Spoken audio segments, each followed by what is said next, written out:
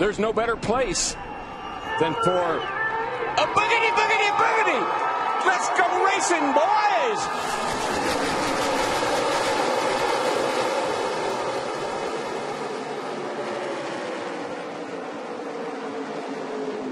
Yeah, it's almost like that 5 car of Casey Kane. He's starting to back up. In fact, Matt, he just lost the position to Matt Kenseth in the 17. And he just told his team, Larry and Mac, that the car really loose on entry and surprisingly even looser across the center of the corner. And he said, Sylvie, this wind is absolutely crazy. See, Casey Kane in 5 was he was finished with his pit stop. Bobby Labonte's coming in with a 47. Darrell, this is where you always like to have communication under green flag stops with your neighbor about when are you coming in. Here's when we're coming in. And here comes our pole sitter, Martin Truex, on the bottom in the 56. They tried to split the 33 of Tony Raines, and Harvick holds him off for now. It's just hard to beat Kevin Harvick off the corner right now with him running that high groove, keeping that engine wound up in that 29 car. Kevin Harvick had a rough pit stop, and you see the crew time versus Martin Truex plus 3 seconds there. Kevin Harvick had the right rear tire changer had trouble on Harvick's car, missed a lug nut, dropped one, put one back on, tripped coming around the car. Daytona 500 winner Matt Kenseth gave a thank you wave out the window to his Roush Fenway Ford teammate Greg Biffle as they exchanged positions 1 and 2. Turn 3, Chris, the wind could have been an assist there. You're a little bit loose anyway. Thing gets sideways into the outside wall. Carl Edwards comes back to pit road. The team wasn't confident that they got all the lugs replaced properly, Chris. This is a bad break. We've seen how hard it is to drive from the back to the front. The only guy that's done it is Jeff Gordon. He's got a really strong car tonight. Lead change. Oh boy, 5-time. Jimmie Johnson. Remember me? Back goes to the front for the first time tonight. Jimmie Johnson just said, you got 2 things I want. The lead of the race and the point lead, and I want them both. You know, if you think about Greg Biffle saying goodnight, everybody, who's usually the one that wakes people up, Darrell? Oh, yeah. Yeah, he just got a little wake-up call, Michael. A lot of good battles shaping up. Johnson has passed Biffle for the lead. Truex stalks Kenseth for 3rd, and here comes Jeff Gordon once again after Allmendinger for 8th place. With Earnhardt getting closer. Just appears old Big Daddy Jeff Gordon at 24. His car is good on the long runs, and we know we normally get long runs at Texas. And Kyle Busch now on pit road, and they have struggled. Every once in a while, it'll seem as if they have, problems with the right front. That's going to be tough on Kyle Busch. It's going to be a long pit stop as a result of what the trouble they had on the right front tire. Looked like the jack dropped and caught the air hose under the tire. Exactly, Mike. And I'm watching Brad Keselowski go by in his 2 car, and he's lost his cylinder. He's engine's laying down in that car. What are they saying, Steve? You're exactly right, Darrell. They haven't said specifically what it is, but you see him well off the pace there. They do know they have a motor problem, but he's just trying to lug it out for right now. Well, it never comes a big surprise to me when we have engine problems here. This place will suck the guts right out of an engine. You run such high RPM, high speed, put the practice laps that these guys put in, maybe 150 miles of practice, and a 500-mile race on top of that. It's just a real marginal situation for these engines. Yeah, look at Keselowski's corner speed, Darrell. 30 miles an hour off of what the top cars are running. He was in 6th place. He's fallen to 12th and will continue to drop. And Brad Keselowski comes to pit road. NASCAR had told him to pick up the pace. He was below minimum speed, and he takes the blue deuce to the garage. Remember, during green flag stops, Johnson waited longer than Truex to pit, and Michael Martin was able to scoot away for a while. You know, I'm just shocked, Mike. Martin Truex Jr. loves running the high side. When he saw Jimmie Johnson coming up there, I figured he would move up and do that as well. You think about Truex, Dale Jr., Casey Kane. Those are guys that are fast on the top. But Martin's been dedicated to the bottom of the racetrack. He's made it work. But Jimmie Johnson's tough up there. Johnson hunting the lead. Truex gives him enough room. And the 48 clears Martin Truex. You just can't overcome. When your guy gets it hooked up around the top, you just cannot overcome the momentum he has off of both corners. It gives him such great straightaway speed, you just can't block it.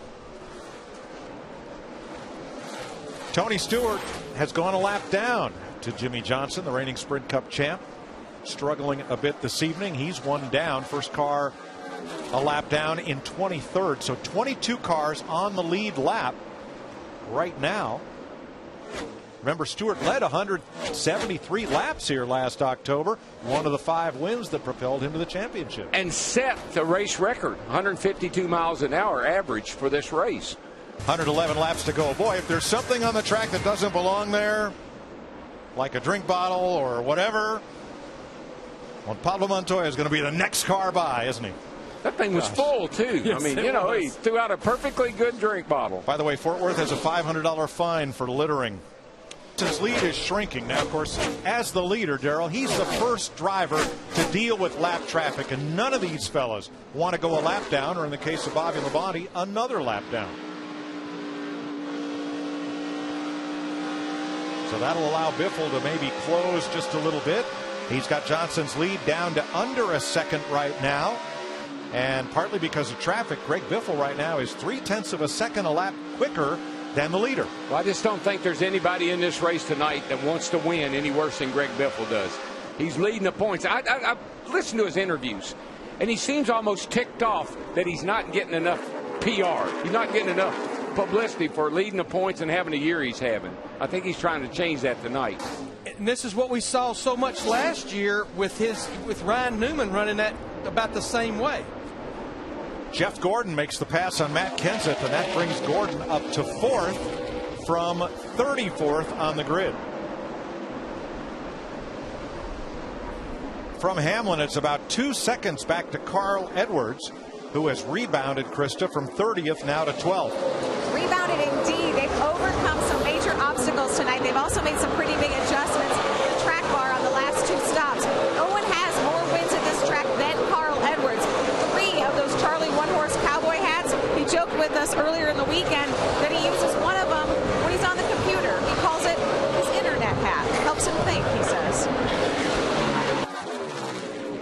Jimmie Johnson trying to give Rick Hendrick that long-awaited 200th Sprint Cup victory. He was within 2 laps of perhaps finishing 1, 2, 3 at Martinsville, and it all came undone on the final restart.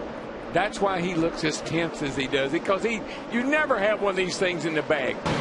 Krista, Greg Biffle saying his car has gotten a little free in, tight in the middle. Let's go to Dick.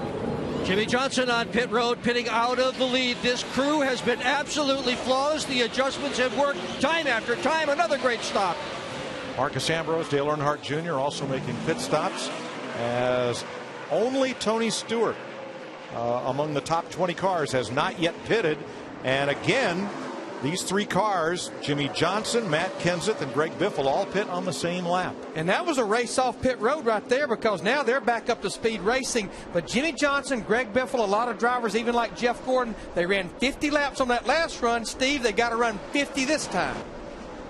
And we cycle back to Johnson in the lead now by 0.6 of a second.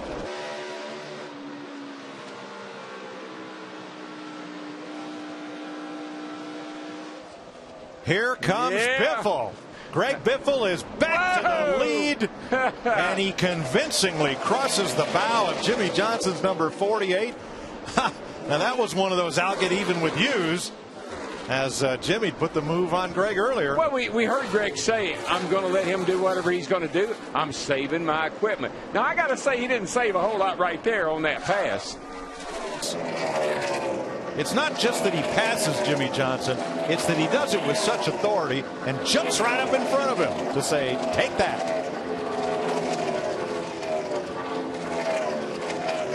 They had company there with a lap car right to the outside. I don't think he's going to drive away and leave Jimmie Johnson either. We have been 213 laps since we last saw the yellow flag, and no, I'm not hoping for one, but it certainly has given this race a very different complexion than what we're used to. Well, it's a race record. I think the record was 152 miles an hour set by Tony Stewart last year. We're averaging right now 160 miles an hour around this racetrack. It looks like Jimmie Johnson's hit the wall. Jimmie Johnson just got in the wall down here in 3 and 4. The whole right side of the car. I don't think he hit it hard, but he got up against it. Now he's staying on track at speed. Woo. There it is. That's a pretty hard lick. Looks like that Trevor Bayne. Yeah, I think so. But as you said, Darrell, the strength of these cars and their ability to take a shot. Johnson. Tap to the wall. Right side of the wall into 3. Right. Johnson is still at speed. White flag, 1 to go. It's a race. White flag right there. White flag. Final lap. 49 races since Greg Biffle's last win. It came in Kansas.